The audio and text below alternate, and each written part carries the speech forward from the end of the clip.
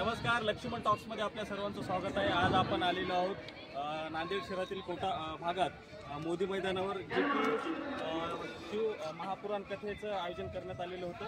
शनिवार रविवारी या ठिकाणची परिस्थिती जेमतेम चांगली नव्हती। पावसामुळे इथला परिसर सगळा बंद करण्यात आला होता आणि प्रशासनाकडून सुद्धा आवाहन करण्यात आलं होतं की ही कथा ऑनलाईन दाखवण्यात येईल। आज सोमवार आपण प्रत्यक्ष या कथेच्या ठिकाणी आलेले आहोत आणि सध्या परिस्थितीत काय आहे आणि कथा चालू आहे का, तर चला बघूया।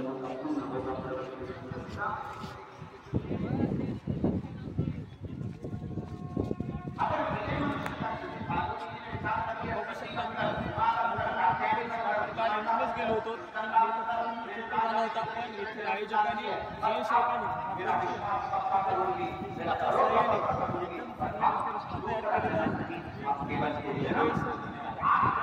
त्यांनी इथे दक्षता घेतली आणि आम्हाला आवाज ऐकू येतो की ख्यात विख्यात पंडित श्री प्रदीपजी मिश्रा यांची वाणीतून शिव महापुराण कथा चालू आहे। किती भाविक आतमध्ये आलेत आणि कशा प्रकारे जो कालचा जो परिसर होता तिथे काय व्यवस्था करण्यात आली, आपण प्रत्यक्ष आतमध्ये जाऊन बघूया। हा कॅमेरामॅनला सांगेल की हा रस्ता सर्व काल पाण्यामुळे चिखलमय झाला होता, तो सध्या हा सद्यस्थितीत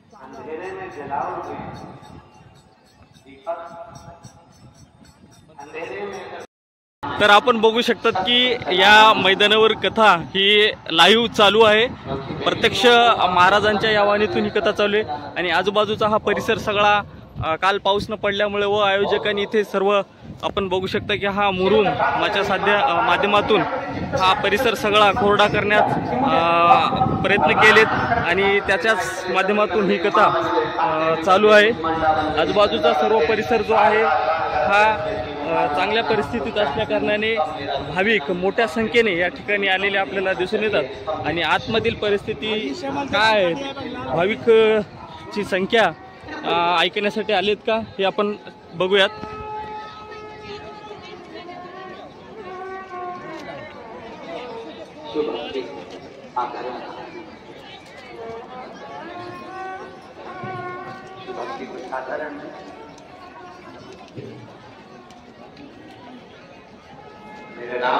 आणि आपण बघू शकता की लाखोच्या संख्येने भाविक या शिव महापुराण कथेचा ऐकत आहेत आणि हा सगळा जो परिसर जो आतमधील आपण जो काल पाहिला होता चिखलामुळे सर्व खराब झाला होता, तो आयोजकांनी सगळा परिसर जो आहे तो चांगल्या प्रकारे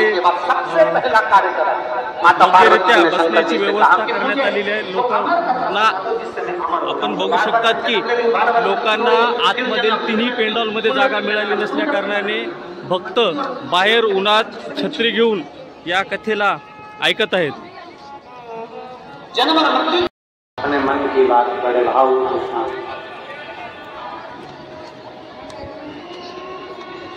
प्रार्थना करिए।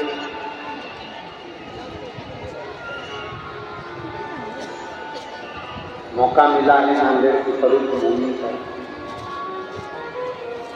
गोदावरी गंगा के तट पर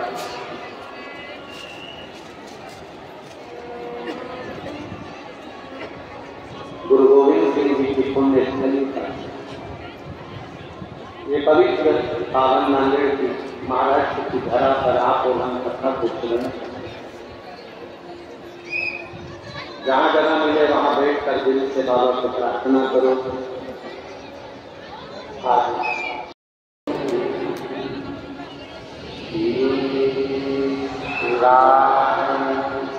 नमस्ते।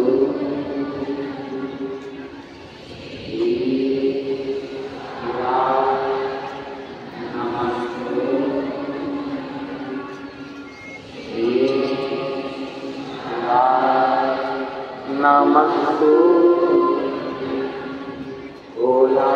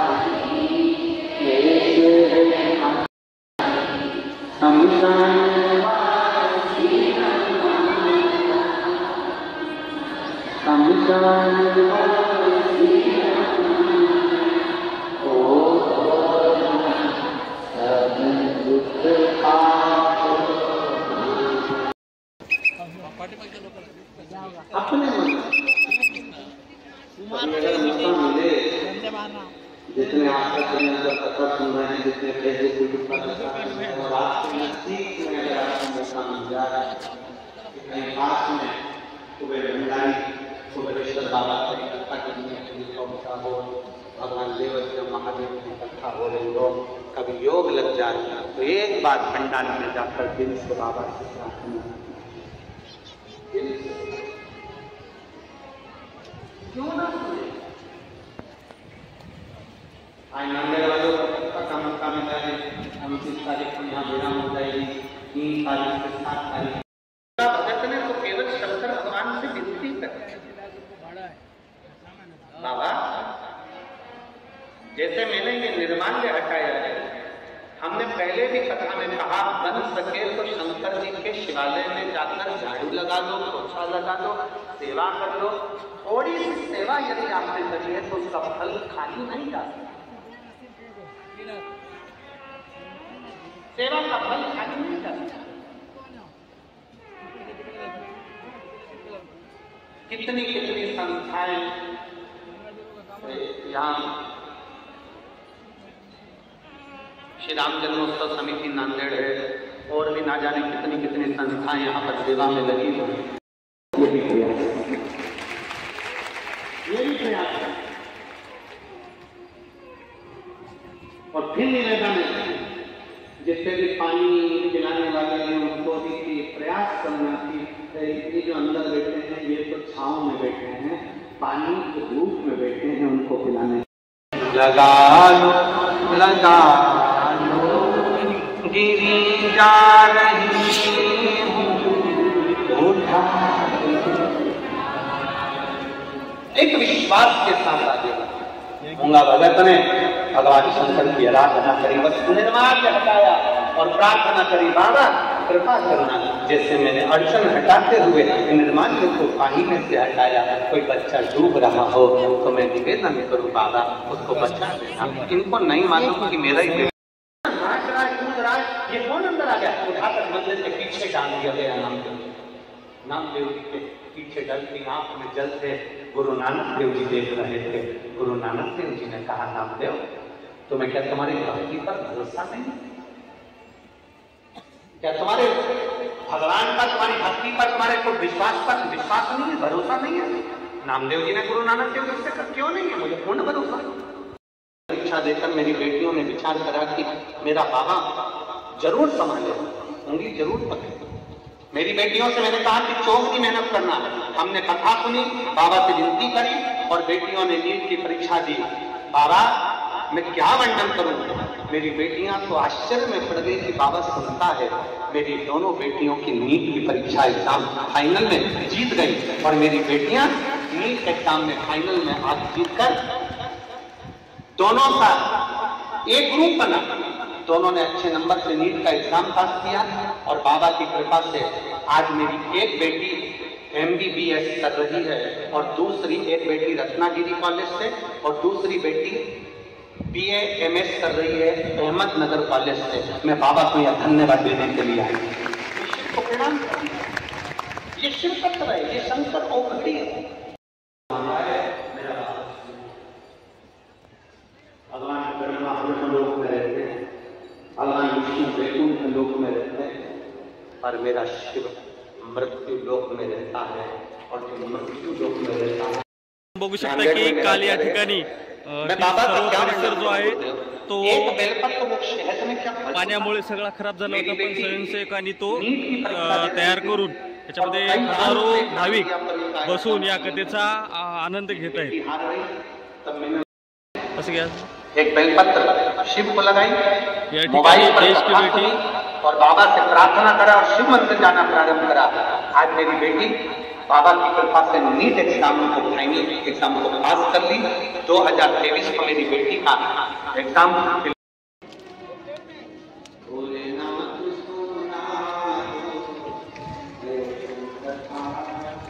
हा जो मेन पेंडॉल फुल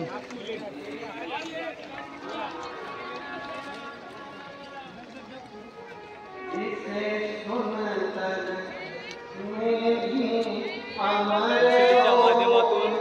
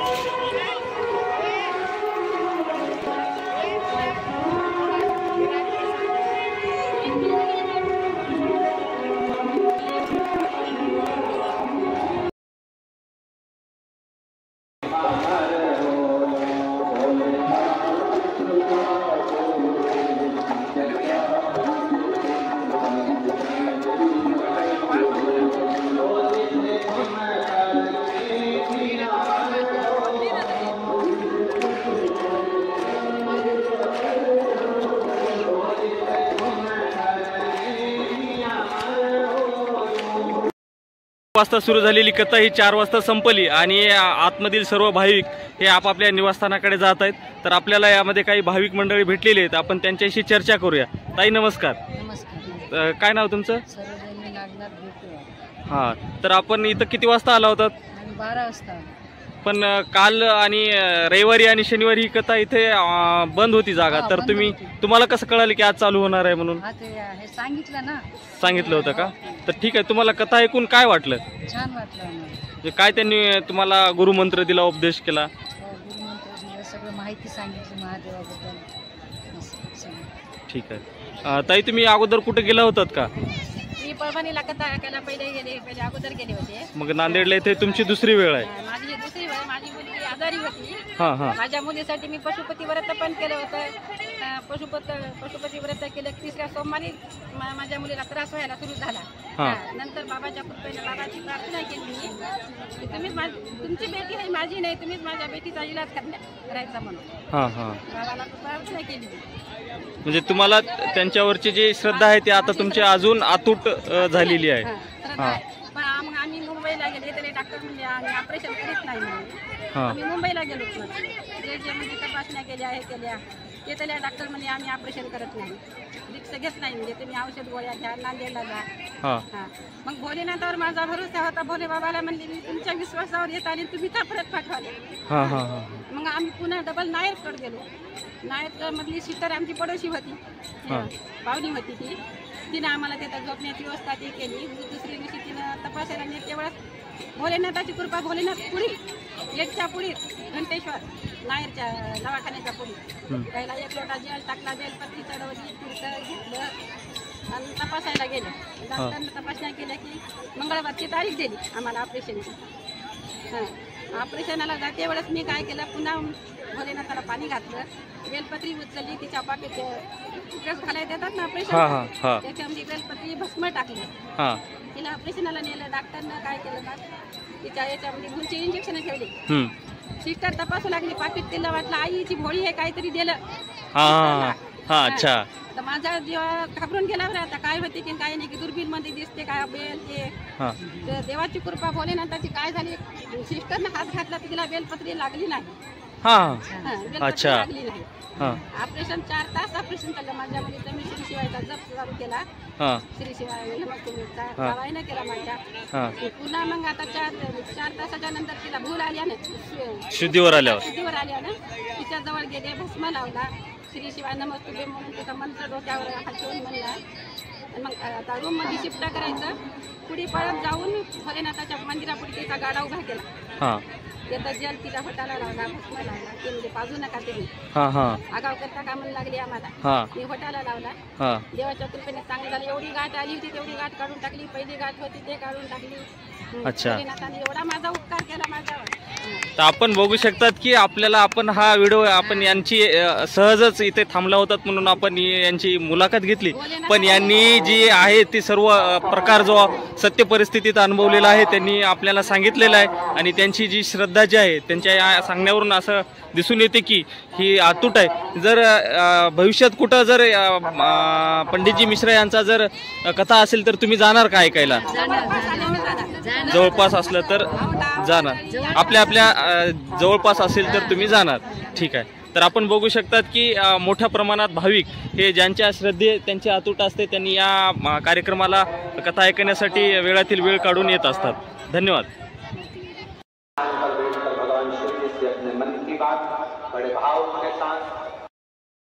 दुपारी 1 वाजता सुरू झालेली ही महाशिवपुराण कथा 4 वाजता आता या कथेचा शेवट झालेला आहे. आणि ही कथा 19 ऑगस्टपर्यंत चालणार आहे. आपण बघू शकता की किती मोठ्या प्रमाणात हे भक्तगण आले होते. आणि आता 4 वाजता ही कथा संपलेली आहे. आणि हे भक्तगण आता आपापल्या निवासस्थानाकडे किंवा मंगल कार्यालयाकडे जिथं व्यवस्था केलेली आहे तिथे जात आहेत. आणि काल जी परिस्थिती इथे होती ती आज आपल्याला वेगळीच पाहायला दिसते. लाखोच्या संख्येने इथे ही कथा ऐकण्यासाठी भक्त आलेले आहेत.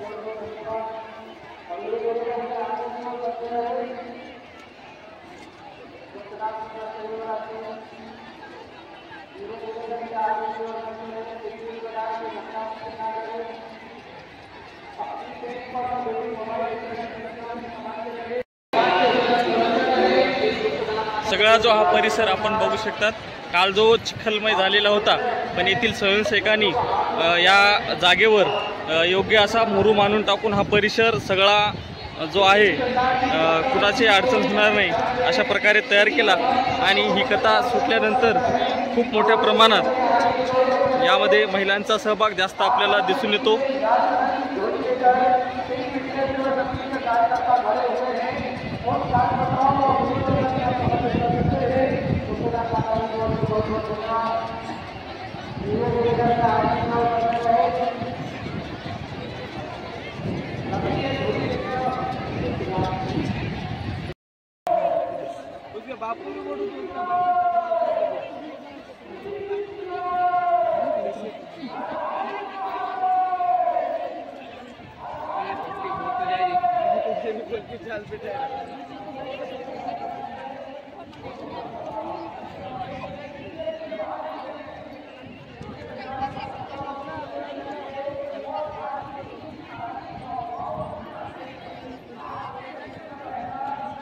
गाड़ी इधर भाई.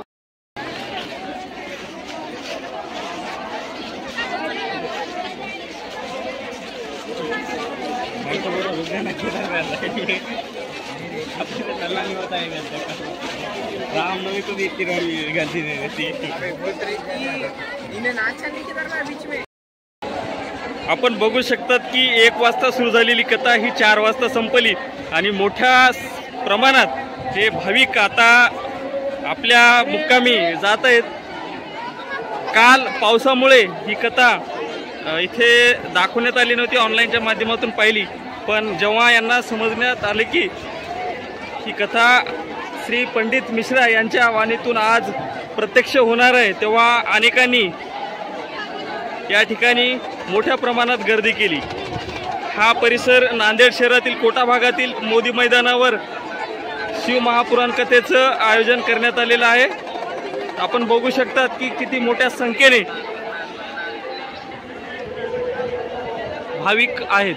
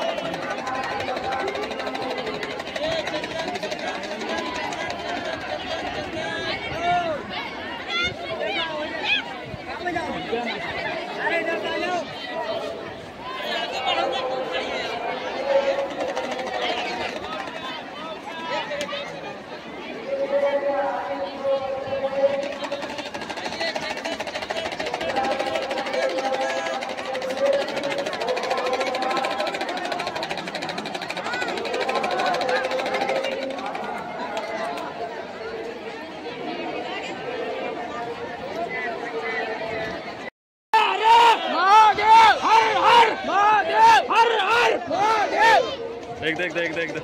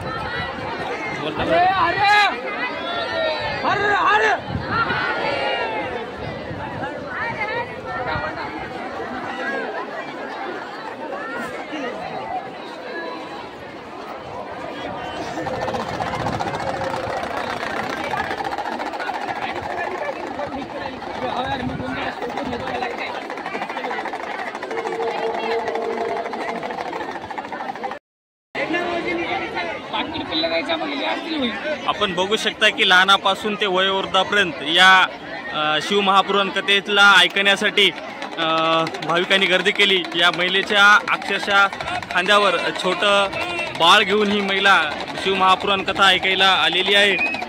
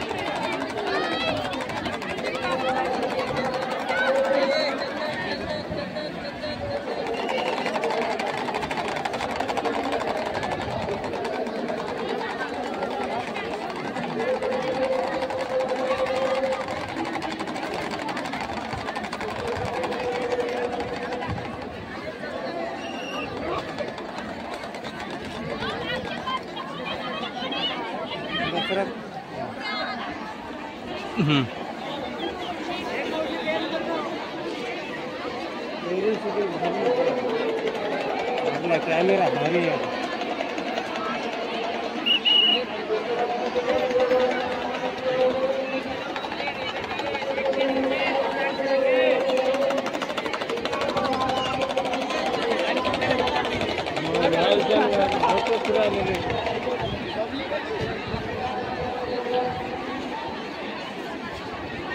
म्हणतात की शनिवार रविवारची जी परिस्थिती होती ती सोमवारी नाही.